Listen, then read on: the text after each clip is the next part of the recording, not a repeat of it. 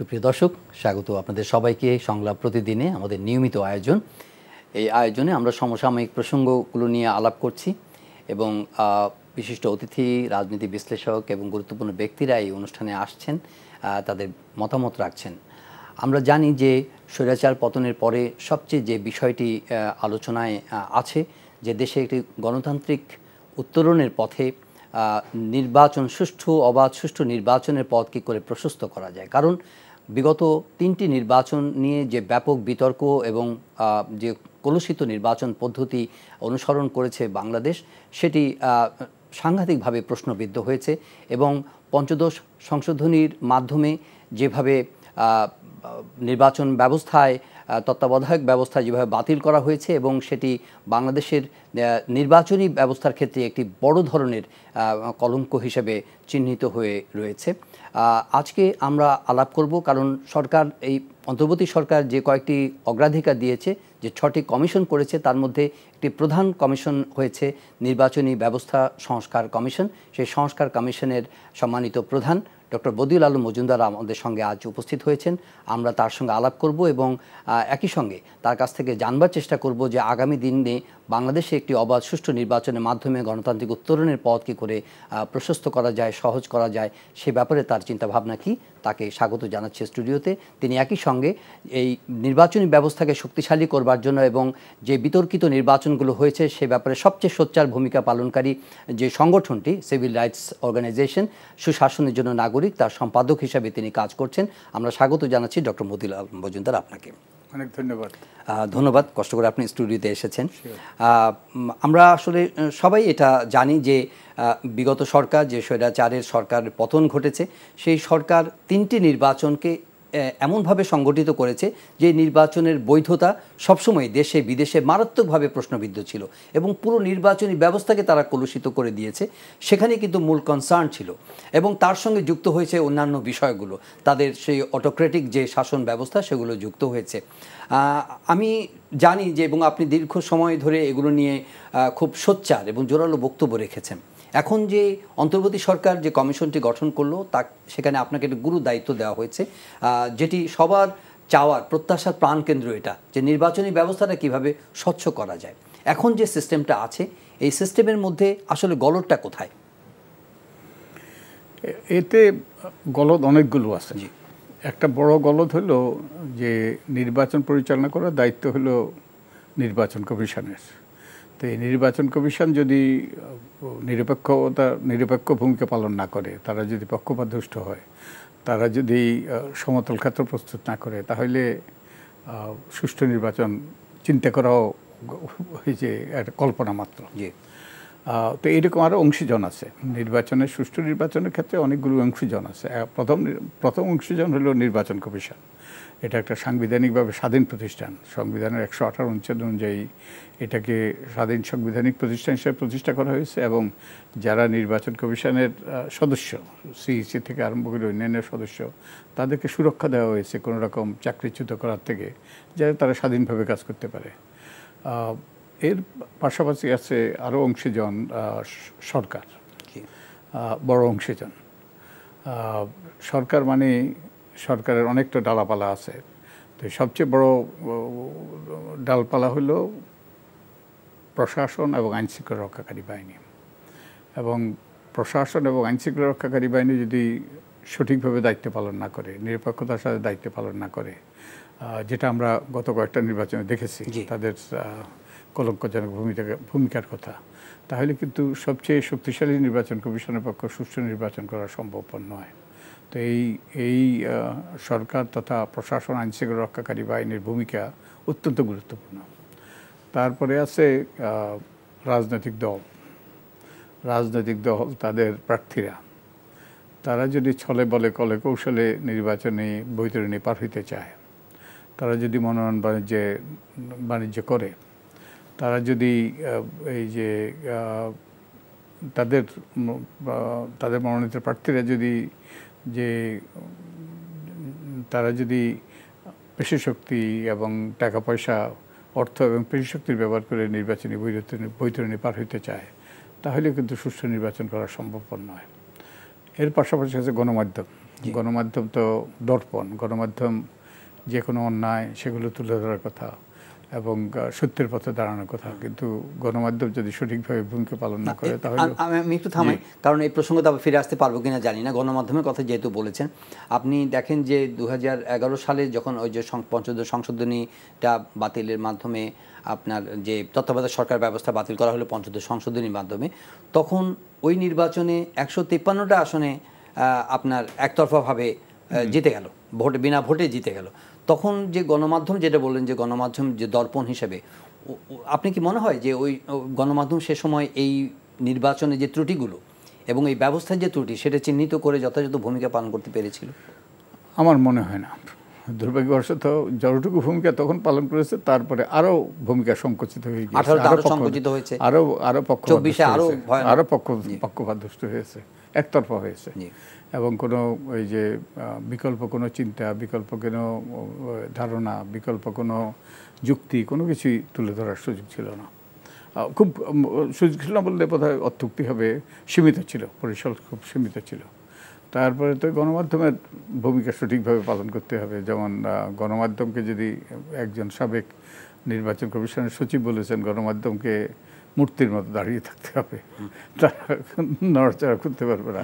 তো এইরকম যদি ভূমিকা পালন করতে হয় তাহলে গণমাধ্যম থাকা না থাকা সমান কথা। তারপরে হলো নাগরিক সমাজ। নাগরিক সমাজের গুরুত্বপূর্ণ ভূমিকা আছে। নাগরিক সমাজ যে ওয়াচডগের ভূমিকা পালন করা দরকার, তারা অন্যায়কে অন্যায় বলা দরকার, ন্যায়কে ন্যায়ের হিসাবে স্বীকৃতি দেওয়া দরকার এবং অন্যায় করলে তার প্রতিবাদ করা দরকার। তো এই সবগুলো অংশীজন যদি তাদের ভূমিকা ভূমিকা যথাযথভাবে পালন না করে তাহলে কিন্তু সবচেয়ে শক্তিশালী, সবচেয়ে কার্যকর, সবচেয়ে মেরুদণ্ড শূন্য, মেরুদণ্ডভুক্ত, ওকে যেভাবে বলতে চান মেরুদণ্ড আছে এরকম নির্বাচন কমিশনে কিন্তু সুষ্ঠু নিরপেক্ষ নির্বাচন করতে পারবে না। তো এই সবগুলো অংশীজনের ভূমিকা দরকার। তবে সবচেয়ে গুরুত্বপূর্ণ ভূমিকা হলো নির্বাচন কমিশন। হ্যাঁ, সেই কমিশনটা গঠনের যে প্রক্রিয়াটা, এখন যে একটি আইন কিন্তু আপনার যে বিগত সরকার তারা কিন্তু করেছিল, সেই আইনের ত্রুটিগুলো কি এবং সেখানে আপনার কাছে কি মনে হয় যে নির্বাচন কমিশন নিয়োগ প্রক্রিয়ার যে প্রক্রিয়াটি এবং যে আইনটি সেখানে কি ধরনের পরিবর্তন আসতে পারে? তো তার আগে নির্বাচন কমিশন অত্যন্ত শক্তিশালী একটা প্রতিষ্ঠান। নির্বাচন কমিশনের অগাধ ক্ষমতা দেওয়া হয়েছে। তারা আমাদের আদালতের রায় আছে, তাদেরকে অন্তর্নিহিত ক্ষমতা দেওয়া হয়েছে। সুষ্ঠু নিরপেক্ষ নির্বাচনের খাতিরে তারা আইন কানুন বিধিবিধানের সাথে সংযোজন করতে পারে। তাই নির্বাচন কমিশনের অগাধ ক্ষমতা আছে। তবে অন্যান্য অংশীজন যদি সঠিকভাবে দায়িত্ব পালন না করে নির্বাচন কমিশনের পক্ষে এককভাবে সুষ্ঠু নির্বাচন নিশ্চিত করা প্রায় অসম্ভবই বলতে হবে। কিন্তু তারা বিতর্কিত নির্বাচন, যারা যে পাতানো নির্বাচন, এগুলো কিন্তু তারা এড়াইতে পারে, তারা এগুলো বন্ধ করতে পারে। কারণ আমাদের সংবিধানের মৌলিক কাঠামো হলো গণতন্ত্র। অনেকগুলো মৌলিক কাঠামোর মধ্যে গণতন্ত্র হলো মৌলিক কাঠামো, অর্থাৎ এটা অলঙ্ঘনীয়।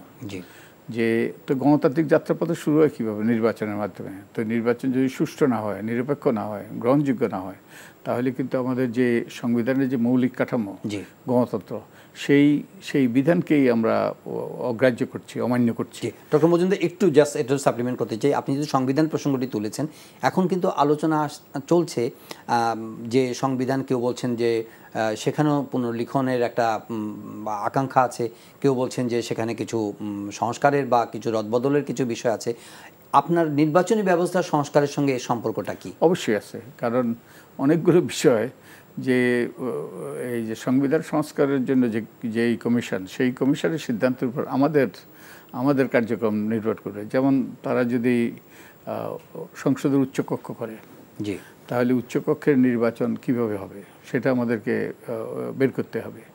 তারপরে তারা যদি যে সংসদ সদস্য হওয়ার যে যোগ্যতা অযোগ্যতা যদি পরিবর্তন করে, তারপরে তারা যদি যে নির্বাচন পদ্ধতিতে যদি পরিবর্তন করে, তাহলে আমাদের এগুলোর জন্য আমাদের সুপারিশ করতে হবে। তাই ওদের সাথে আমাদের কাজের অনেকগুলো এই যে ক্ষেত্রে যোগসূত্রতা আছে, ঘনিষ্ঠ যোগসূত্রতা আছে, তাই তাদের সাথে আমাদেরকে ঘনিষ্ঠভাবে কাজ করতে হবে। তো আমি যেটা বলছিলাম যে তো এই নির্বাচন কমিশনের অগাধ ক্ষমতা আছে সুষ্ঠু নিরপেক্ষ নির্বাচনের জন্য। তো যদি যেই নির্বাচন আমাদের গণতান্ত্রিক ব্যবস্থাকে কার্যকর করবে না, সামনের দিকে এগিয়ে নিয়ে যাবে না, সেই নির্বাচন সংবিধানের লঙ্ঘন। এবং সেই নির্বাচন যদি, কারণ আমাদের বেসিক স্ট্রাকচার যেটাকে বলে যে আমাদের মৌলিক কাঠামো সংবিধানের, ওটা যদি লঙ্ঘন করা হয় তাহলে সংবিধান লঙ্ঘন করা হচ্ছে। সংবিধান লঙ্ঘন করে যারা নির্বাচন করবে তারা সংবিধান লঙ্ঘন করছে। তো এই নির্বাচন কমিশন যারা আমাদের এই আগের নির্বাচন কমিশনগুলো বলে আসছে, তাদের কাজ হলো নির্বাচন করা। এটা সুষ্ঠু হইলো কি নিরপেক্ষ হইলো, এখানে কেউ ওই যে প্রতিদ্বন্দ্বিতামূলক হইলো কি অন্যরা আসলো কি না আসলো, তাতে কিছু আসছে না। ওই যে তারা ওই যে এটা তাদের ভূমিকা মনে করে তার পোস্ট অফিসের মতো, চিঠি আসলো স্ট্যাম্প মেরে ছেড়ে দিল। এটা কি আপনার দৃষ্টিতে ধরেন যে নুরুল হুদা সাহেব, তারপরে রকিব সাহেব কিংবা হাবিবুল আউয়াল সাহেবদের নেতৃত্বে যে কমিশন যে নির্বাচনগুলো করেছে, যার লেজিটিমেসি সাংঘাতিকভাবে প্রশ্নবিদ্ধ, তাদের অ্যাকাউন্টেবিলিটি জায়গাটা কি এই নির্বাচনী ব্যবস্থার সংস্কারের চিন্তার সঙ্গে কি ওদেরকে অ্যাকাউন্টেবল করার কোনো বিষয় আছে? আমাদের শুধু লেজিটিমেসি হলো গ্রহণযোগ্যতা, আর আমরা লিগ্যালিটির কথা বলছি, লিগ্যালিটির কথা বলছি, আমাদের এটার বৈধতা। কারণ একতরফা নির্বাচন নয়। তো এই যদি নির্বাচন না হয় সত্যিকার অর্থে প্রতিদ্বন্দ্বিতাহীন নির্বাচন, কোনো নির্বাচন নয়। নির্বাচন মানে বিকল্প থেকে বেছে নেওয়া, ওটাই হলো। আপনি সবসময় এই কথা বলেছেন। জি, বিকল্প থেকে বেছে নেওয়া। তো যারা এই নির্বাচন করবে তারা সংবিধান লঙ্ঘন করছে, এবং যারা সংবিধান লঙ্ঘন করছে এবং তারা এমন সব আচরণ করছে, সংবিধান লঙ্ঘনে করছে না, এমন সব আচরণ করছে যেটা তাদের ভূমিকার সাথে সঙ্গতিপূর্ণ নয়, তাদের দায়িত্বের সাথে সঙ্গতিপূর্ণ নয়। যেমন গত নির্বাচনের আগে, এই 7ই জানুয়ারি নির্বাচনের আগে 28শে অক্টোবর যে ঘটনা ঘটল, সম্পূর্ণ একটা পাতানো ওই যে ব্যবস্থার মাধ্যমে যে প্রধান বিরোধী দলের প্রতিদ্বন্দ্বী দলকে নির্বাচনের বাইরে রাখার জন্য একটা ডিজাইন, একটা ব্লুপ্রিন্ট, এটা পাতানো, এটা পুরো পরিকল্পিত। তো এইগুলো যখন করে তখন নির্বাচন কমিশনের ক্ষমতা আছে এগুলো বন্ধ করার, কারণ তাদের দায়িত্ব হলো সমতল ক্ষেত্র প্রস্তুত করা। কিন্তু গত নির্বাচন কমিশন, এই যে আউয়াল কমিশন বলছে তাদের কিছু করার নেই। মামলা আছে, মামলা হয়েছে, কিন্তু মামলা কি সঠিক মামলা কি এই যে এগুলো কি গায়েবী মামলা কি না, এগুলো তো তাদের দেখার এখতিয়ার আছে, কিন্তু তারা করে নাই। তাই আপনার প্রশ্নের উত্তর দিতে হলে তারা এই পাতানো নির্বাচন করার, এই বিতর্কিত নির্বাচন করার দায় এড়াইতে পারে না। তারা সংবিধান লঙ্ঘন করেছে। আমার মনে হয় তাদেরকে এই যে দায়বদ্ধ করা প্রয়োজন, যাতে এর পুনরাবৃত্তি না ঘটে। একই সাথে আমি বলতে চাই যে আমাদের আরপিও, যেটা গণপ্রতিনিধিত্ব আদেশ, যেটা হলো মূল আইন সংবিধান আমাদের সংসদ নির্বাচনের জন্য, ওটা 73 ধারা থেকে যে 89 ধারা পর্যন্ত, ওখানে এই ধারাগুলো হলো নির্বাচনী অপরাধ সংক্রান্ত। যারা নির্বাচনকে বিভিন্নভাবে প্রভাব করে, অযাচিতভাবে প্রভাব করে, তাদেরকে এই ধারার অধীনে শাস্তি দেওয়া যায়, 2 থেকে 7 বছর সশ্রম কারাদণ্ড, অর্থদণ্ড। কিন্তু এগুলো স্ট্যাটিউট অফ লিমিটেশন আছে। কিন্তু আমরা যে কথা বলছি ওই কথা আরও ভয়ানক, যে অপরাধ, সংবিধান লঙ্ঘন। তো এটার জন্য বিশেষ ব্যবস্থা করে তাদেরকে বিচারের আওতায় আনা জরুরি বলে আমি মনে করি। সেখানে কি আপনাদের কমিশনের পক্ষ থেকে কোনো সুপারিশ আসতে পারে? জানি না, এটা আপনার আলোচনার পরে জানি না। কিন্তু প্রসেসটা কি, মানে আপনার কমিশনের কার্যক্রমের প্রসেসটা কি, এবং এটার মানে এটার কনসিকুয়েন্সটা বা কনক্লুশনটা কি প্রক্রিয়ায় হবে? আমরা আলাপ আলোচনা করব, আমরা সবগুলো আইন কানুন বিধিবিধান আমরা সবগুলো পর্যালোচনা করব পুঙ্খানুপুঙ্খভাবে, এবং আমরা নির্বাচন পদ্ধতি নিয়ে আলোচনা করব। আমরা ওই যে আগেই বলতেছিলাম যে আপনারা নিজেদের মধ্যে আলোচনা করবেন? হ্যাঁ, নিজেদের মধ্যে প্রথম আলোচনা করে আমাদের কতগুলো প্রশ্ন আমাদের মধ্যে সৃষ্টি হবে, যেগুলোর আমরা উত্তর খুঁজব। তো তারপরে আমরা অংশীজনদের সাথে আমরা মত বিনিময় করব, তাদের সাথে সংলাপ করব, তাদের মতামত চাইব। লিখিত মতামত সবচেয়ে ভালো হবে, লিখিত মতামত যদি দেয়। সেটাকে অংশীজনের মধ্যে তো প্রথম রাজনৈতিক দলগুলো তো বটেই। আমরা এবারে আমরা আমাদের উপদেষ্টা পরিষদের তাদের সিদ্ধান্তের উপর আমাদের নির্ভর করতে হবে। তারপরে আমরা এবং এরপরে আমরা এগুলো নিয়ে অংশীজনের সাথে আলাপ আলোচনা করব, আলাপ আলোচনা করে তারপরে আমরা এগুলো উপদেষ্টা পরিষদের কাছে আমরা পেশ করব। তারা এর ভিত্তিতে আমার যেটা ধারণা, তারা এর ভিত্তিতে রাজনৈতিক দলের সাথে আলাপ আলোচনা করবে, তাদের সাথে সংলাপ করবে, এর থেকে একটা রোড ম্যাপ হবে, এর থেকেই কতগুলো মাইলস্টোন সৃষ্টি হবে, এর থেকেই নির্বাচনের সম্ভাব্য দিনক্ষণ নির্ধারিত হবে। তো আমরা আমাদের যেই তথ্য আমাদের কাছে আছে, এইভাবেই আমাদের বোধহয় কার্যক্রম অগ্রসর হবে। একটা টাইম ফ্রেম কি পাওয়া যেতে পারে? মানে জাস্ট আমাদের টাইম ফ্রেম হলো 3 মাস। 3 মাসের মধ্যে আমি পুরো প্রক্রিয়ার কথা বলছি। না, পুরো প্রক্রিয়া নির্ভর করবে রাজনৈতিক দলের উপদেষ্টা পরিষদের সাথে আলাপ আলোচনার মাধ্যমে। তারাই ঠিক করবে। আমার মনে হয় যৌথভাবেই তারা সম্মিলিত সিদ্ধান্ত, এবং ওটাই হবে বাঞ্ছনীয়। না, 3 মাস সময়ের মধ্যে একটা মানে এত বড় একটা নির্বাচনী ব্যবস্থার যে ত্রুটিগুলো চিহ্নিত করে সেগুলোকে কারেক্টিভ মেজার বা এগুলোকে নতুন করে রিফ্রেম করে সুপারিশ প্রণয়ন করা কি যথেষ্ট সময় মনে করছেন কিনা? এটা আরও সময় বেশি হলে ভালো হইতো, তবে আমরা বদ্ধপরিকর, আমরা 3 মাসের মধ্যে আমাদের করে দিতে পারব সুপারিশ। কারণ আপনার এগুলো নিয়ে তো আগে যথেষ্ট কাজ আপনাদের রয়েছে। জি, নির্বাচন সুজনের পক্ষ থেকে বিশেষ করে আপনি তো এটার সঙ্গে সারা বছরই এবং বছরের পর বছর ধরে যুক্ত আছেন।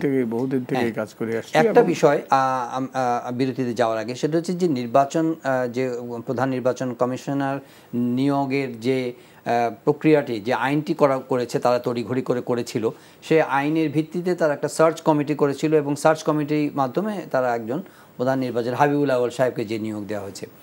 ডক্টর মজুমদার, আমরা এটা সবাই জানি যে যে দেশে মানুষের ভোটাধিকার নাই, যে দেশে নির্বাচনের মাধ্যমে একটা সম্মতি শাসন তৈরি হয় না, সেখানে ফ্যাসিজমের উদ্ভব ঘটে, একনায়কতন্ত্রের উদ্ভব ঘটে এবং স্বৈরাচারের উদ্ভব ঘটে, যেটা আমরা বাংলাদেশে দেখেছি যে তাদের মূল সংকট ছিল তাদের লেজিটিমেসি এবং তাদের লেগালিটির অভাব ছিল। তারা জবরদস্তি করে নির্বাচন করেছে, সেখানে মানুষ ভোট দিতে পারেনি এবং ভোটারবিহীন নির্বাচনের মাধ্যমে তারা তাদের নিজস্ব ক্ষমতার বলয় করেছে। এখন নির্বাচনী ব্যবস্থায় সে কারণেই অত্যন্ত গুরুত্বপূর্ণ যে একটি নির্বাচনী ব্যবস্থায় যদি সুষ্ঠুভাবে মানুষ ভোট দিতে পারে, তাহলে যে সরকার গঠিত হবে সেখানে জনপ্রতিনিধিত্বমূলক সরকার হবে, তারা মানুষের আকাঙ্ক্ষা পূরণ করবে। এখন আপনার যে কমিশন, আমি এই জন্য খুব এমফাসিস করতে যাচ্ছি যে আপনার নির্বাচনী ব্যবস্থা সংস্কার কমিশনটি এজন্যই অত্যন্ত গুরুত্বপূর্ণ, এবং এই সংস্কার যদি প্রপারলি এবং সুষ্ঠুভাবে না হয় তাহলে কোনো অন্যান্য সংস্কারগুলো কিন্তু সাস্টেনেবল হবে না। তা আপনি এটাকে কতটা মানে কি বলবো গুরুত্বের সঙ্গে এই কার্যক্রমটা চালিয়ে নিতে পারবেন বলে আশা করছেন? কারণ এখানে কিন্তু একটা ডিভাইজিভ সোসাইটি, নানা ধরনের মতামত আছে, যে কোনো সিদ্ধান্ত নেন, যে কোনো পদক্ষেপ নেন, সেটা কিন্তু বিভিন্ন ধরনের কিন্তু কারেন্ট ক্রস কারেন্ট হচ্ছে। হ্যাঁ, তো আপনার কার্যক্রমের ক্ষেত্রে আপনার চ্যালেঞ্জেসগুলো কি আছে সামনে, এটা যদি একটু বলতেন। আমি এবং আমার কমিশনের যারা সদস্য, আমরা এটাকে পবিত্র দায়িত্ব বলে ধরে নিয়েছি। কারণ এটা একটা অপূর্ব সুযোগ, আমাদের যে নির্বাচনী ব্যবস্থাটা ভেঙে পড়েছে, এবং এই নির্বাচনী ব্যবস্থাটা ভেঙে পড়ার ফলে যে আপনি যে বললেন যে স্বৈরতান্ত্রিক শাসন ব্যবস্থা প্রতিষ্ঠিত হয়েছে, কিভাবে হয়েছে? নির্বাচনের মাধ্যমে কতগুলো দায়বদ্ধতার কাঠামো সৃষ্টি হয়। একটা হলো নিম্নমুখী দায়বদ্ধতা, যে আপনি যদি যারাই নির্বাচিত হয় তারা যদি প্রতি 5 বছর অন্তর 5 বছর 4 বছর যেটাই বলেন, ভোটারদের কাছে এসে যদি ভোট ভিক্ষা চাইতে হয়, তাহলে কিন্তু, এবং ভোটারদের যদি সেই সুযোগ থাকে তাদেরকে লাল কার্ড দেখানোর, তাহলে কিন্তু তারা ভোটারদের মতামত, ভোটারদের এই যে আশা আকাঙ্ক্ষা, সুখ দুঃখ, এইগুলোর প্রতি মনোনিবেশ করতে হবে।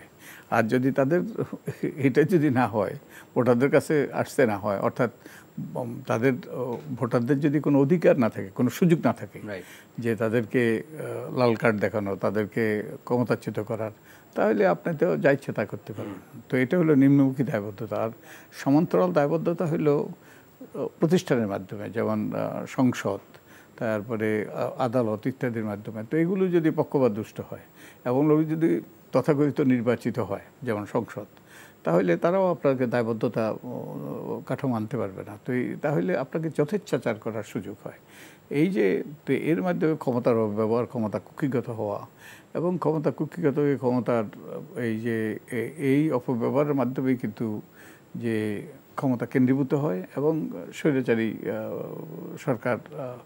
সরকার আমাদের উপর জেঁকে বসে। আর আমাদের বেলায় আরও যেটা ঘটেছে, আমাদের পার্লামেন্টারি সিস্টেম ছিল, পার্লামেন্টারি সিস্টেমে প্রধানমন্ত্রীর কিংবা মন্ত্রিপরিষদের কতগুলো ক্ষমতা আছে, তারপর প্রেসিডেন্সিয়াল সিস্টেম হলো এবং সেখানে মূলত প্রেসিডেন্টারি ক্ষমতা সেখানে।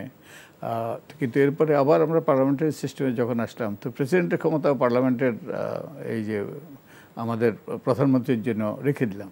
তো আমাদের একটা প্রধানমন্ত্রী শাসিত শাসন ব্যবস্থা হয়ে গিয়েছে, ইম্পেরিয়াল, ইংরেজিতে যেটা বলা যায় ইম্পেরিয়াল প্রিমিয়ারশিপ, অর্থাৎ আমাদের রাজকীয় প্রধানমন্ত্রীর ভূমিকা। তো এটাই এর ফলেই এইরকম হতেছে। তাই নির্বাচন ব্যবস্থাটা অত্যন্ত গুরুত্বপূর্ণ। তো এই সুষ্ঠু নিরপেক্ষ নির্বাচন হওয়াটা কোনো বিকল্প নেই, কারণ এর মাধ্যমে গণতান্ত্রিক যাত্রাপথের সূচনা হয়।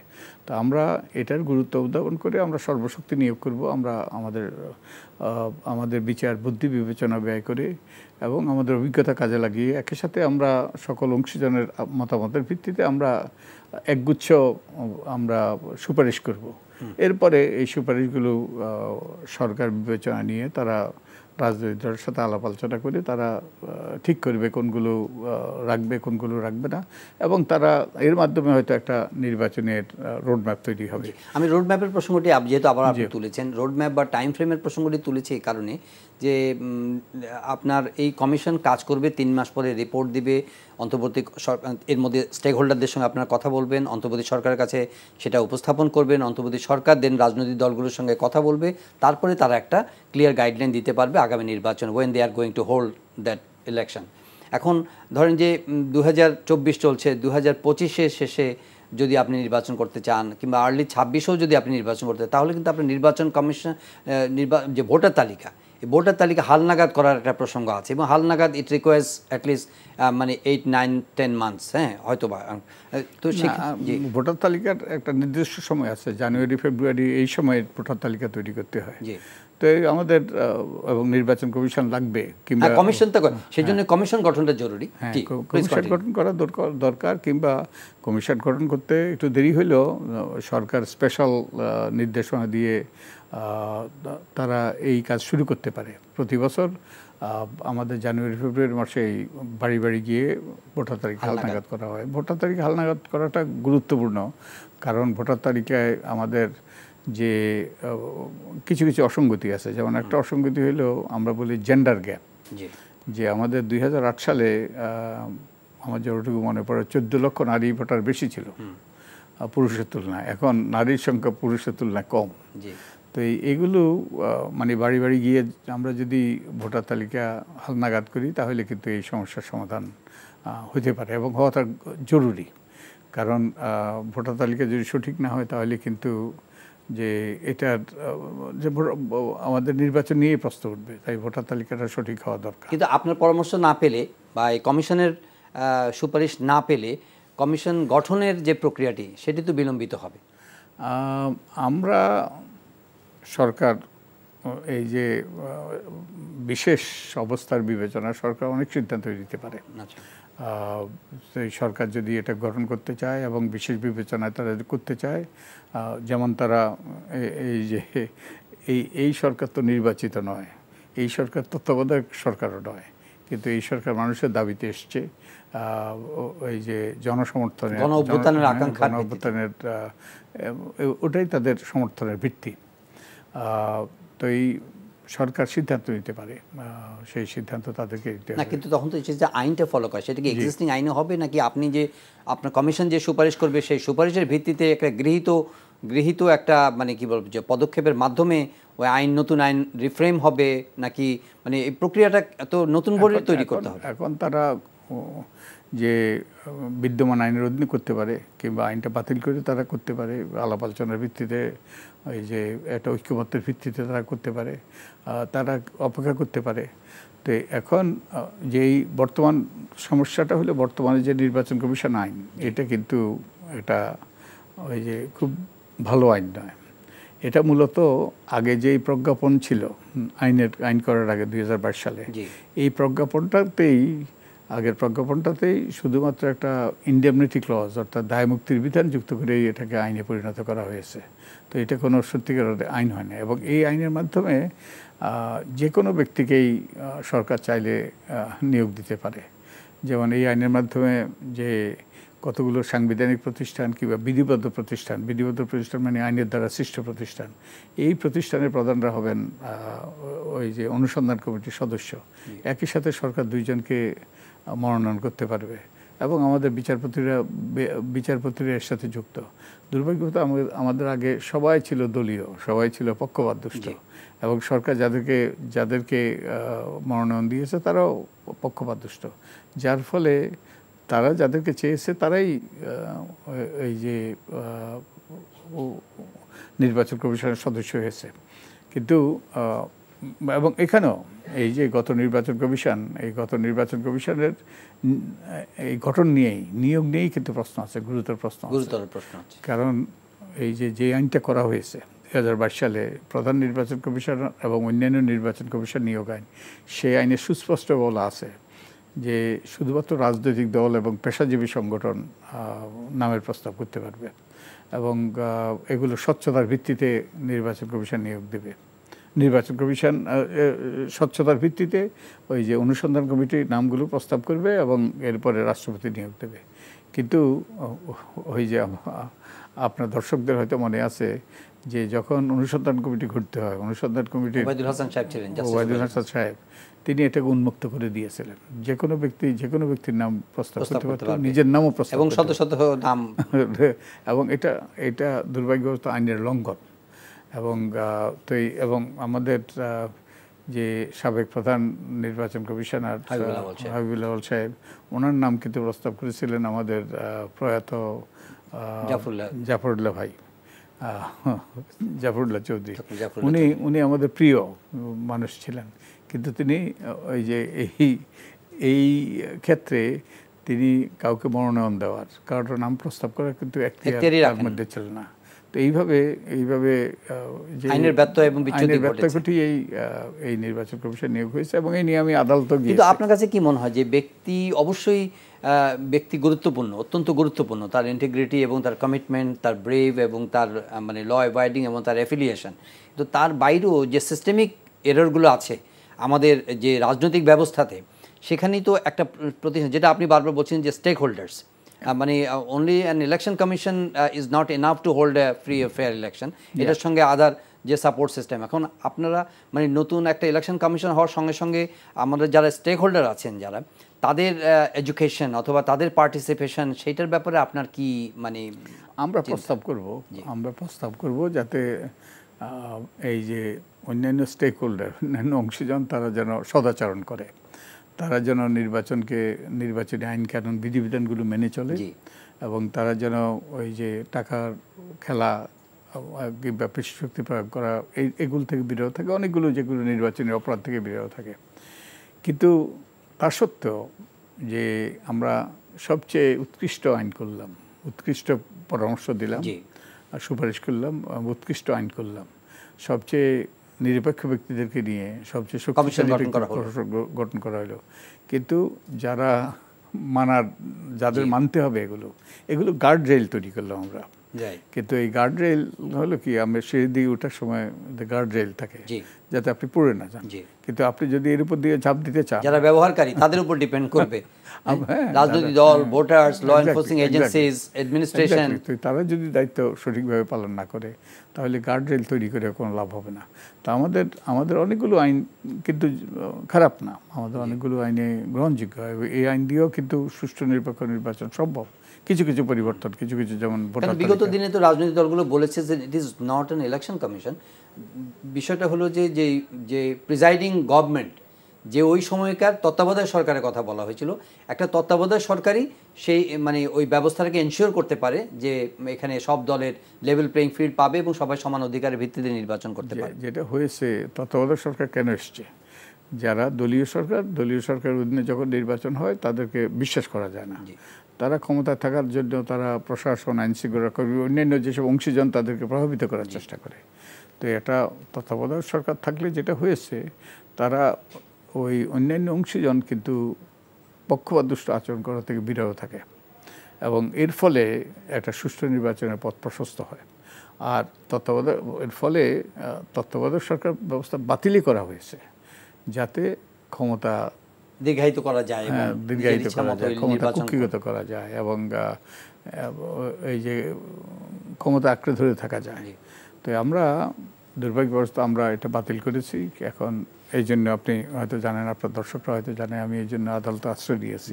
আমি এবং কয়েকজন মিলে আমরা পঞ্চদশ সংশোধনী, যার মাধ্যমে তত্ত্বাবধায়ক সরকার বাতিল করা হলো, সেটার চ্যালেঞ্জ করে আদালতে রিট করেছি এবং একই সাথে ত্রয়োদশ সংশোধনী, যার মাধ্যমে সংবিধানে যে তত্ত্বাবধায়ক সরকার ব্যবস্থা অন্তর্ভুক্ত করা হলো, সেটা তো আদালতের বিচার হয়েছে, আমাদের সুপ্রিম কোর্টের আপিল বিভাগে বিচার হয়েছে।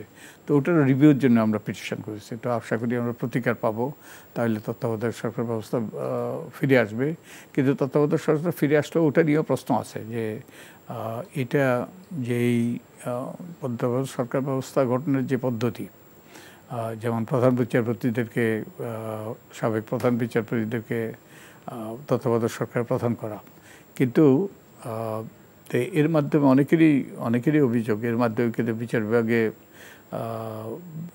বিভাগের উপর নিরপেক্ষতার উপর প্রভাব পড়ে এবং রাজনৈতিক দলগুলো এটা নিয়ে বিভিন্ন রকম কারসাজি করার প্রবণতা সৃষ্টি হয়। তো এগুলো তো বন্ধ করতে হবে। এগুলো বন্ধ না করলে কিন্তু আমরা যতই আইন কানুন বিধিবিধানের আমরা প্রস্তাব করি, এগুলো যদি আমরা মেনে না চলি, আমরা যদি দায়িত্বশীল আচরণ না করি, তাহলে কিন্তু সবই পণ্ডশ্রম হবে। আমরা আরেকটা বিরতি নিব যে বিগত 3টা নির্বাচনের কথা বারবারই আসছে, যে সেই নির্বাচনের কনসিকুয়েন্সই হচ্ছে গিয়ে increasingly autocratic, increasingly authoritarian, increasingly fascist, মানে ফ্যাসিজমের দিকে তারা চলে গেছে। আপনি বাংলাদেশে দেখা গেছে যে তারাই সব কিছু, মানে জবরদখল সব কিছু তাদের নিয়ন্ত্রণে। এখন ওই ব্যবস্থা থেকে যখন উত্তরণের পথ খোঁজা হচ্ছে এই গণবিপ্লব বা ছাত্র জনতার বিপ্লবের পরবর্তী সময়কালে, কি মনে হয় যে আগামী দিনে আপনি সংগঠন যেতে নির্বাচনী ব্যবস্থা স্বচ্ছতা আনার জন্য আপনারা কাজ করেছেন, একই সঙ্গে সুশাসনের বিষয়টা খুব বারবার জোর দেওয়া হয়েছে। এখন এই সুশাসন এনশিওর করার ক্ষেত্রে শুধুমাত্র নির্বাচনী ব্যবস্থা ডেফিনেটলি ইটস ভেরি ক্রিটিক্যাল, কিন্তু একই সঙ্গে কিন্তু বর্তমান সরকার আরও 5টা কমিশন করেছে। এই কমিশনগুলোর সঙ্গে সাকসেস সবগুলোর মানে প্রয়োজনীয়তাটা এবং গুরুত্বটা আপনার চোখে কেমন একটু শুনবো।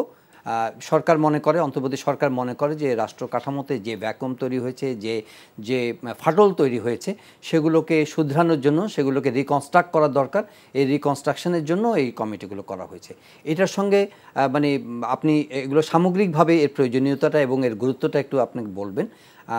আমি একই সঙ্গে বলে রাখি যে নির্বাচনী ব্যবস্থায় মানে ইভিএম ব্যবহারের বিষয়টা খুব বারবার করে আলোচনায় আসছিল এবং পরবর্তীতে অনেকে বিরোধিতা করেছে। তারপরে দেখা গেল যে সরকার অনেক সময় রিজেক্ট ছিল, অনেক টাকা খরচ করে ভোটিং মেশিন কিনবে, এক পর্যায়ে অ্যাফোর্ড করতে পারে না বা অন্য কোনো কারণে দে অ্যাবান্ডন দি প্রজেক্ট। ওই প্রসঙ্গটা আমরা টাচ করবো শুরুতেই। এই যে এই মানে বিশাল সংস্কারের যে কর্মযজ্ঞ, এটা মানে কতটা কালেকটিভলি সরকারের পক্ষে সমাধান করা সম্ভব হবে, সর্বজন গ্রহণযোগ্য হবে? এটা তো দুরূহ। জি, কারণ আমাদের ওই যে আকাঙ্ক্ষা আকাশচুম্বী। জি, আমরা সব কিছুই চাই, কিন্তু আবার আমরা ওই যে সব কিছু করতে পারবো কিনা এবং সব কিছু করার জন্য সেই সময় দিতে হবে। তো আমাদের এই জন আকাঙ্ক্ষার সাথে বাস্তবতার আমাদের সঙ্গতি থাকতে হবে। তো আপনি বলছিলেন যে এই কমিশনগুলোর প্রাসঙ্গিকতা। জি, ধরেন আমাদের এই যে আমরা যখন প্রস্তাব পেশ করব, তারপরে সরকারের সাথে রাজনৈতিক দলগুলো আলাপ আলোচনার ভিত্তিতে একটা রোডম্যাপ তৈরি হবে, কোনো একটা সময় একটা নির্বাচন হবে। ওকে, সেই যখন নির্বাচনের পরে, নির্বাচনের মাধ্যমে কী হলো? নির্বাচনের মাধ্যমে একটা সুষ্ঠু নিরপেক্ষ নির্বাচনের মাধ্যমে জনগণের সম্মতি শাসন প্রতিষ্ঠিত হইল। গণতান্ত্রিক যাত্রাপথের গণতন্ত্র, এই যেটা আমাদের সংবিধানের মৌলিক কাঠামো, তা আমরা যাত্রাপথের প্রথম ধাপ আমরা অগ্রসর হইলাম। তারপরে পরবর্তী 5 বছর, এই যে এক নির্বাচনের পরে পরবর্তী নির্বাচন যে 5 বছর, এই 5 বছরে কি হয় না হয় তার উপর নির্ভর করে একটা সরকার সুশাসন প্রতিষ্ঠিত করতে পারলো কিনা। সুশাসন প্রতিষ্ঠিত হওয়া মানে সত্যিকারের গণতান্ত্রিক শাসন প্রতিষ্ঠিত হওয়া। তারপরে এই পরবর্তী 5 বছরে আইনের শাসন প্রতিষ্ঠিত হইল কিনা। তো এই জন্য ওই যে আইন সংক্রান্ত যেই কমিশনটা অতি গুরুত্বপূর্ণ। এখানে স্বচ্ছতা জবাবদিহিতা নিশ্চিত হলো কিনা, এই জন্য ওই যে আমাদের যে ওই যে দুর্নীতি সম্পর্কিত যেই কমিশন, সেটা গুরুত্বপূর্ণ। তো এইভাবে আমরা এই যে স্বচ্ছতা, হ্যাঁ, যে আমরা যে পুলিশের সংস্কার, আইন শৃঙ্খলা রক্ষা, আইন শৃঙ্খলার সত্যিকার অর্থে এটা ওই যে সহনীয় পর্যায়ে আছে কিনা, মানুষের জন্য ঝুঁকি সৃষ্টি করছে কিনা, তো এইগুলো সবগুলোই কিন্তু গুরুত্বপূর্ণ। এগুলো সবগুলো যদি হল, যেমন যে দুই নির্বাচনের মাঝখানে যদি আইনের শাসন প্রতিষ্ঠিত হয়, যদি স্বচ্ছতা জবাবদিহিতা নিশ্চিত হয়, জনগণের কার্যকর অংশগ্রহণ নিশ্চিত হয়, তারপরে ওই যে তারপরে কি বলে মানবাধিকার নিশ্চিত হয়, সমতা ন্যায়পরতা নিশ্চিত হয়, তাহলে সত্যিকার অর্থে আমাদের দুর্নীতি নিয়ন্ত্রণ করা যায়, স্বচ্ছতা জবাবদিহিতা। তাহলে কিন্তু আমরা বলবো সুশাসন প্রতিষ্ঠিত হয়েছে, আইনের শাসন প্রতিষ্ঠিত হয়েছে। তাই এই সকল সংস্কারগুলো গুরুত্বপূর্ণ। এই সকল সংস্কারের উপরে নির্ভর করবে সুষ্ঠু নিরপেক্ষ নির্বাচনের পরে সরকারের আচরণ সম্পর্কে। সরকার কি করে না করে তার উপর নির্ভর করবে আমরা সত্যিকার অর্থে একটা গণতান্ত্রিক শাসন তথা সুশাসন নিশ্চিত করতে পারব। এই লক্ষ্য অর্জনের পথে সম্ভাব্য বাধাগুলো কি? সম্ভাব্য বাধা, যে একটা বড় বাধা হলো যে আমাদের আকাশচুম্বী আকাঙ্ক্ষা, একই সাথে সময়, যে আমরা দুটোই চাই। আমরা আকাশচুম্বী আকাঙ্ক্ষাও আছে, একই সাথে আমরা দ্রুত সুষ্ঠু নির্বাচনও চাই। এবং তো আমরা যদি বেশি দ্রুত হয়ে যায়, এবং আমি যেমন জানি না কত দ্রুত, বেশি দ্রুত, তাহলে কিন্তু কতগুলো সংস্কার করা যাবে না। কিন্তু এখানে একটু সমালোচনা যদি আপনি করেন, যে সমালোচনা আছে অনেক সময় যে আগের অভিজ্ঞতার ভিত্তিতে বলা হয় যে যারা নির্বাচিত সরকার নয় তারা নানাভাবে সময় ক্ষেপণ করার চেষ্টা করে, সেখানে রাজনৈতিক দলগুলোর মধ্যে কখনো কখনো একটু অধৈর্যের প্রকাশ দেখা যায়, আবার অবশ্যই তারা সহযোগিতার বার্তাও সবসময় দিয়ে যাচ্ছে। এটা মনে রাখতে হবে, এই সরকার কিন্তু তারা ক্ষমতায় আসার জন্য কিন্তু তারা উদ্গ্রীব ছিল না, তারা কারোর সাথে লবিও করে নাই। তারা ঘুরতে হয়েছে জন আকাঙ্ক্ষার ভিত্তিতে। তো তারা বস্তুত প্রফেসর ইউনূস তো আসতেই চান নাই, কিন্তু এক অর্থে আমরা তাকে বাধ্য করেছি আমাদের জনগণের দাবিতে। তো এই তারা এবং তাদের উপর যে ব্যান্ডেট, রাষ্ট্র সংস্কার করা, রাষ্ট্র মেরামত করা, একই সাথে এই যে যারা অন্যায় করেছে তাদের বিচার নিশ্চিত করা। তো এখন আমরা দুই দিকেই আমাদের কিন্তু ভাবতে হবে। আমাদের দ্রুততার সাথে একটা নতুন নির্বাচন করতে হবে, একই সাথে জনগণের আকাঙ্ক্ষা পূরণ করতে হবে। তো এখন আমি আশা করি যে রাজনৈতিক দলের সাথে অন্তর্বর্তীকালীন সরকারের আলাপ আলোচনার মাধ্যমে, সংলাপের মাধ্যমে এটা নির্ধারিত হবে কোন সংস্কারগুলো তারা চায়, কত দিনের মধ্যে চায় এবং কত দ্রুত নির্বাচন হবে। তো এই এখন তো আমি আশা করি আমরা সবাই দায়িত্বশীল ভূমিকা পালন করব। আমরা এই যে সুযোগ সৃষ্টি হয়েছে এবার, আমরা অতীতে কিন্তু আরও সুযোগ সৃষ্টি হয়েছে, আমাদের স্বাধীনতা মাধ্যমে একটা সুযোগ সৃষ্টি হয়েছিল, সাম্য, মানবিক মর্যাদা, সামাজিক ন্যায় বিচার প্রতিষ্ঠা করা, আমাদের যে আত্মনিয়ন্ত্রণের অধিকার নিশ্চিত করা, কিন্তু এটা আমরা করতে পারি না। তা নাহলে কিন্তু আমাদের কিন্তু এই স্বৈরাচারের শাসন আমাদের জেগে বসতো না। তারপরে আমরা 90-এর আরেকটা সুযোগ হয়েছিল 3 জোটের রূপরেখা, কিন্তু আমরা সেখানেও কিন্তু বিফল হয়েছি তার ফসল ঘরে তুলতে। তো এইবার যে এতগুলো প্রাণহানি বাংলাদেশের ইতিহাসে স্বাধীনতা সংগ্রামের পর এত প্রাণহানি কোনোদিন ঘটে নাই। প্রাণহানি কেন ঘটেছে? তারা স্বৈরাচারের অবসান চেয়েছে, একটা গণতান্ত্রিক শাসন তারা কায়েম হোক, এটা তাদের আকাঙ্ক্ষা ছিল। তারা ওই যে সুশাসন কায়েম হোক। তো এখন আমরা এই যে আমরা যেটা ভুলে না যাই, বহু রক্তের বিনিময়ে এই সরকার প্রতিষ্ঠিত হয়েছে, যাতে অতীতের কোনো পুনরাবৃত্তি না হয়, নেভার এগেইন এই ব্যবস্থা না হয়। তো আমাদের সকলেরই এই কথাটা বিবেচনা নিতে হবে, এবং আমাদের এই সরকার যেন সফল হয় এবং সফলতার সাথে সংস্কারগুলো, কাঙ্ক্ষিত সংস্কারগুলো করে দ্রুত একটা নির্বাচনের মাধ্যমে তারা যারা নির্বাচিত হবে তাদের কাছে ক্ষমতা হস্তান্তর করে তারা বিদায় নিতে পারে। তো আমরা সবাই যদি সহায়তা করি তাহলেই আমাদের ফসলটা ঘরে উঠবে, এবং আমরা তা না হলে কিন্তু আমরা রক্তের সাথে আমরা যদি এর ফসলটা ঘরে না তুলতে পারি, আমরা এই শহীদদের রক্তের সাথে বিশ্বাসঘাতকতা করা হবে।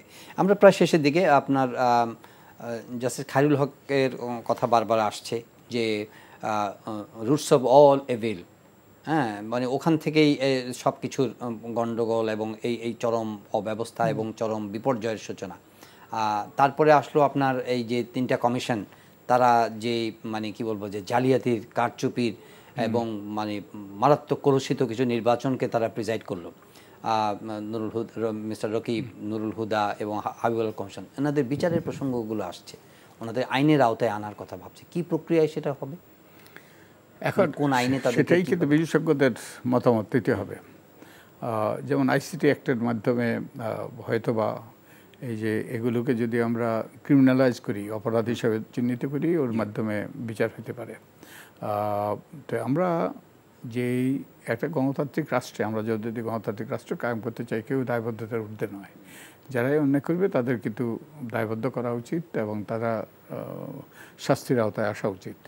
যে খায়রুল হক সাহেব যেটা করেছেন, খায়রুল হক সাহেব ইনফ্যাক্ট আমরা এখন যেই অবস্থার মধ্যে, খায়রুল হক সাহেব বলছেন যে একদিনের জন্য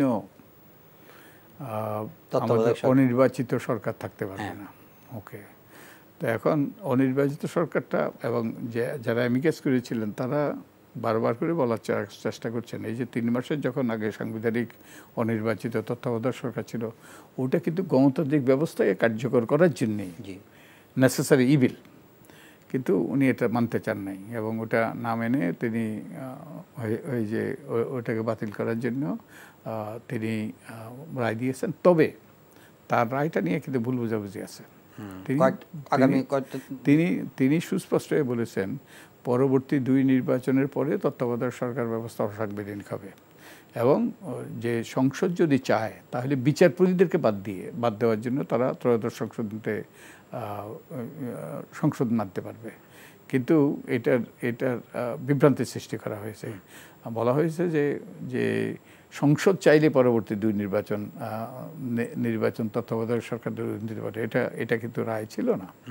এবং এরপরে আবার যেটা হয়েছে, ওই খায়রুল হক সাহেব যখন তত্ত্বাবধায়ক, এই যে খায়রুল হক সাহেবের এই রায়টাও কিন্তু স্বার্থপ্রণোদিত।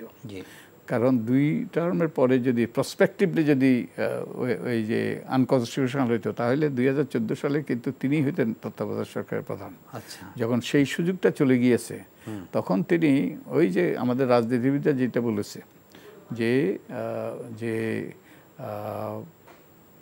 যে তত্ত্বাবধায়ক সরকারের অধীনে যদি নির্বাচন হইতে হয় তাহলে কিন্তু যে সংসদের অনুমোদন লাগবে, তিনি তার রায় পরিবর্তন করেছেন। In fact it was a fraud on the court, আদালতের সাথে জালিয়াতি করেছেন। তিনি যদি রায় পরিবর্তন করতে চাইতেন, তিনি তো 10ই মে 2011 তারিখে সংক্ষিপ্ত আদেশ, 4 সেন্টেন্সের 4 বাক্যের আদেশ দিয়েছেন, ওটাই রায়। তারপরেরটা হলো ইলাবোরেট করা, তারপরে বিস্তারিত রায়। কিন্তু ওই 16 মাস পরে তিনি যেই বিস্তারিত রায় দিয়েছেন ওটা তিনি বাদ দিয়ে দিয়েছেন এবং এটা আদালতের সাথে জালিয়াতি, হ্যাঁ, ফ্রড। এবং এটা যদি করতে হতো তাহলে তাকে আবার শুনানি করতে হতো, আবার ওই যে শুনানির ভিত্তিতে তারা মতামত নিয়ে তারপর এটা করতে পারতো। কিন্তু তো এই তো বিচারের আওতা আসা উচিতই, তা না হলে কিন্তু আবার এরকম হবে। আর যারা পরবর্তীতে যারা আছেন ওনাদেরকেও তো একইভাবে ক্রিমিনালাইজ করা যেতে পারে, ওনাদের অ্যাক্টিভিটিসগুলোকে। হ্যাঁ, যারা অন্যায় করেছে তাদেরকে বিচারের আওতায় আনা সমুচিত বলে আমি মনে করি। তো নর্মাল ফৌজদারি অপরাধের চাইতো অনেক অন্য লেভেলের অপরাধ। তারা আমাদের রাষ্ট্রের ভবিষ্যৎ নিয়ে, আমাদের পুরো জাতির ভবিষ্যৎ নিয়ে সিনেমিনি খেলেছে। তো even higher crime, much higher crime, মানে এগুলো হচ্ছে গিয়ে সুপিরিয়র রেসপন্সিবিলিটি, মানে তাই না, সুপিরিয়র রেসপন্সিবিলিটি। এবং এগুলোকে আমি বলছি যে এগুলোকে ট্রাই করার মানে এগুলো আমাদের ইয়েরাই বের করতে হবে, লিগ্যাল এক্সপার্টরা তারা ভাবতে হবে যে এগুলো কনস্টিটিউশনাল পজিশনগুলোকে how to put them on trial. যে 73 থেকে ওই যে 89 পর্যন্ত ওতে কভার করবে না, তো নতুন করে চিন্তা করতে হবে। জি, এগুলো একদম unprecedented crime, exactly unprecedented crime, সুতরাং এটা আনপ্রেসিডেন্টেড ওয়েতেই, এবং এটা যাতে আর পুনরাবৃত্তি না ঘটে সেটা নিশ্চিত করতে হবে। জি, ওই যে ভোটিং মেশিন সম্পর্কে বলছিলাম যে ভোটিং মেশিন, আমাদের যে ভোটিং মেশিনের ব্যাপারে বিরাট সমস্যা ছিল। এটা একটা নিকৃষ্ট ভোটিং মেশিন ছিল, কারণ এটা কোনো পেপার ট্রেল ছিল না। নির্বাচন কমিশন যেই ফলাফল ঘোষণা করবে সেই ফলাফলে আমাদেরকে গ্রহণ করতে হতো। তো যখন নির্বাচন কমিশনের উপর বিশ্বাস থাকে না, যখন তারা পক্ষপাত দুষ্ট, তখন এটা দিয়ে তারা ম্যানিপুলেট করতে পারে। এটাই বড় সমস্যা ছিল। এবং এটা এত বড় সমস্যা ছিল যে এই ভোটিং মেশিন যখন কেনা হয়, তখন একটা কারিগরি উপদেষ্টা কমিটি করা হয়েছিল। তার প্রধান ছিলেন প্রয়াত জামিলুর রাজা চৌধুরী, তিনি বুয়েটের ভাইস চ্যান্সেলর ছিলেন। তো তিনি এই ব্যাপারে ভেটো দিয়েছিলেন, কিন্তু তার কথা উপেক্ষা করেই এই মেশিন কেনা। কমিটি জাফর ইকবাল সাহেব ছিলেন না। এবং আমার যতটুকু মনে পড়ে তিনি ছিলেন না। তো তার কথা উপেক্ষা করে এটা করা হয়েছে। এবং বহু রকম অভিযোগ আছে, এতে অনেক বাণিজ্য, অনেক টাকা পয়সা লেনদেন হয়েছে। আর সবচেয়ে বড় কথা, ইভিএম যদি ব্যবহার করতে হয় তাহলে ওই যে সকলের সম্মতির ভিত্তিতে, ঐক্যমত্যের ভিত্তিতে ব্যবহার করা উচিত। কারণ ইভিএমটা হইলো কি, আপনি একটা বোতামে চাপ দিলেন, তারপরে আপনি ফলাফল পেলেন, কিন্তু মাঝখানে কি হলো আপনার কোনো নিয়ন্ত্রণ নেই। ওটা ব্ল্যাক বক্স বলে। তো এবং কোনো কোনো দেশে, যেমন জার্মানিতে, এই জন্য ইভিএম ব্যবস্থাকে তারা বাতিল করেছে। তো এখন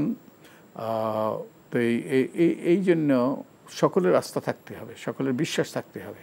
কিন্তু আমাদের যদিও আমাদের গত নির্বাচন কমিশনের আগের নির্বাচন কমিশন নুরুদার কমিশন বলেছিল যে তারা সকলের ঐক্যমতের ভিত্তিতে এটা সিদ্ধান্ত নেবে, কিন্তু তারা সকলের ঐক্যমতের ভিত্তিতে সিদ্ধান্ত নেয় নাই।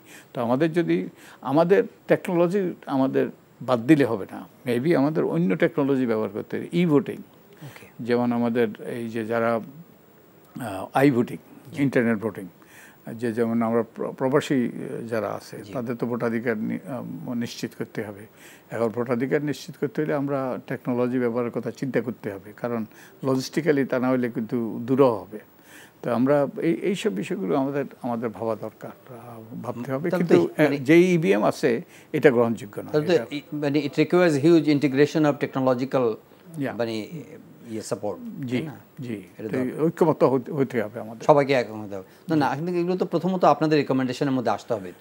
জি, আমরা এখনো সিদ্ধান্ত নিইনি। আমরা এগুলো নিয়ে তো বহু কথা আমরা বলেছি, বহু লোক বহু কিছু বলেছে। কবে থেকে আপনার কাজ, মানে আপনারা তো কিছু কার্যক্রম আমরা কাজ শুরু করেছি। এখন আমাদের অফিসটা হলেই আমরা ওই যে আরো ফর্মালাইজ করতে, ফর্মালি আমরা বসতে পারবো। আমরা বসছি, আমরা কাজ শুরু করেছি, কারণ আমরা 3 মাসের মধ্যে শেষ করতে চাই। আমরা বদ্ধপরিকর। শেষ যদি কয়েক লাইনে আপনার প্রত্যাশার জায়গাটা ওভারঅল যে আমি আশা করি যে আমরা সবাই মিলে, এই সরকার এসছে বহু ত্যাগের বিনিময়ে, বহু রক্তের বিনিময়ে, বহু মানুষ অকাতরে প্রাণ দিয়েছে।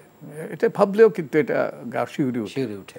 তো এখন আমরা যেন এটা ব্যর্থ না হয়, আমরা সবাই যেন দায়িত্বশীল আচরণ করি। আমরা সবাই যেন এই সরকার যাতে আমাদেরকে সেই কাঙ্ক্ষিত যে লক্ষ্যে নিতে পারে, একটা সুষ্ঠু নির্বাচনের মাধ্যমে ক্ষমতা হস্তান্তর করতে পারে, সেই লক্ষ্যে আমাদেরকে সহায়তা করা দরকার। তা না হলে আমরা এই যে আমাদের এই বীর শহীদদের রক্তের প্রতি বিশ্বাসঘাতকতা করব। আমি আশা করি আমরা আমাদের সকলের দায়িত্বশীল আচরণের মাধ্যমে আমরা একটা গণতান্ত্রিক, একটা সমৃদ্ধ, একটা শান্তিপূর্ণ বাংলাদেশ সৃষ্টি করতে পারবো। আমাদের সকলেরই কিন্তু আমাদের ভবিষ্যৎ প্রজন্মের কাছে আমরা দায়বদ্ধ ওটা করার জন্য। ডক্টর বদিউল আলম মজুমদার, আপনাকে অসংখ্য ধন্যবাদ স্টুডিওতে আসার জন্য এবং আপনার গুরুত্বপূর্ণ মতামত শেয়ার করবার জন্য। প্রিয় দর্শক, আমরা এখানে শেষ করব আইএফএসএ নিবেদিত সংলাপ প্রতিদিন। নিশ্চয়ই ডক্টর বদিউল আলম মজুমদারের মতোই এই কথার প্রতিধ্বনি করে শেষ করতে চাই যে বীর শহীদদের আত্মত্যাগের বিনিময়ে, তাদের রক্তের বিনিময়ে, তাদের যে চরম যে জীবন উৎসর্গ করার বিনিময়ে আজকে যেই পরিবর্তন এবং স্বৈরাচারের পতন ঘটেছে, যে ফ্যাসিজমের যে নখর, সেই নখর থেকে একটা নতুন যাত্রা পথের সূচনা হয়েছে, সুযোগ তৈরি হয়েছে। সেই সুযোগটা আমরা যাতে সবাই মিলে ঐক্যবদ্ধভাবে কাজে লাগাই এবং এই কাজে লাগানোর অর্থ হচ্ছে একটা নতুন বাংলাদেশের সূচনা করা, নতুন ব্যবস্থার সূচনা করা। অনেক ক্ষেত্রে আমাদের ত্রুটি, অনেক ক্ষেত্রে আমাদের ফাটল তৈরি হয়েছে। এই ফাটলগুলোকে চিহ্নিত করা এবং সেগুলোকে সমাধানের পথ খুঁজে বের করবার জন্য যে অন্তর্বর্তী সরকার যে প্রচেষ্টা নিয়েছে, সকল রাজনৈতিক দল সহ সর্বস্তরের মানুষ এবং সকল সংগঠন, পেশাজীবীরা, গণমাধ্যম থেকে শুরু করে প্রতিটি সংগঠনের পক্ষ থেকে তাদের প্রতি অকুণ্ঠ সমর্থন রয়েছে। ছাত্রদের যে তাদের প্রতি সমর্থন রয়েছে, এই সমর্থনকে কাজে লাগিয়ে অন্তর্বর্তী সরকার যে সংস্কারের উদ্যোগ নিয়েছে, একটি অবাধ সুষ্ঠু নির্বাচনের মাধ্যমে দেশে একটি গণতান্ত্রিক ব্যবস্থা রচনা করবার যে দুরূহ কাজ, যে কঠিন কাজ তারা সূচনা করেছেন, সেটি তারা সফল হবেন এবং সবার সহযোগিতা থাকবে, সেই আশাবাদ রেখেই আজকের অনুষ্ঠান আমরা এখানে শেষ করছি। ধন্যবাদ সবাইকে। আশা করছি পরের অনুষ্ঠানগুলোতেও আপনাদেরকে পাবো। এই অনুষ্ঠানটি দেখতে আপনারা অনলাইনে ভিজিট করতে পারেন। দেখুন www.ntvd.com। এছাড়া ইউটিউব এবং ভেরিফাইড ফেসবুক পেজেও আমাদের জনপ্রিয় অনুষ্ঠান খবরের আপডেটগুলো চাইলে আপনারা জেনে নিতে পারেন। দেখা হবে আবারও।